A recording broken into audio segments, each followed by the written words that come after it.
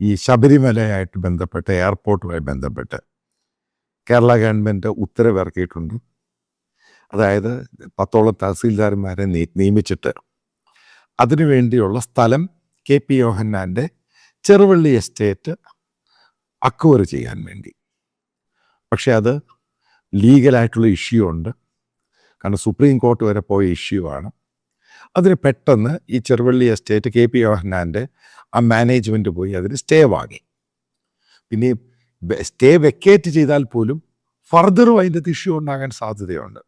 കാരണം ഇത് ഗവൺമെൻറ് ലാൻഡാണോ അല്ലയോ എന്നുള്ള അതിൻ്റെ ഇഷ്യൂ ഒരു ഭാഗത്ത്, മറുഭാഗത്ത് ഇതിന് പണം കൊടുത്തിട്ടാണ് ഈ ചെറുവള്ളി എസ്റ്റേറ്റ് ഈ KP യോഹന്നാൻ വാങ്ങിയിട്ടുള്ളത് എന്നുള്ള തെളിവുണ്ട്.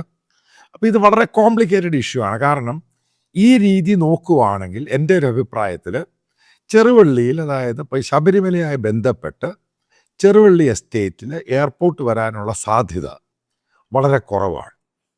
കാരണം വലിയ ലീഗൽ കോംപ്ലിക്കേഷൻ സംഭവമൊക്കെ. അപ്പോൾ ഗവൺമെൻറ് ആ സ്ഥലം പണം കൊടുത്ത് വാങ്ങിയാൽ തന്നെ പിന്നീട് ഒരു ചോദ്യമുണ്ട്. കാരണം പ്രധാനപ്പെട്ടൊരു കാര്യമുണ്ട്.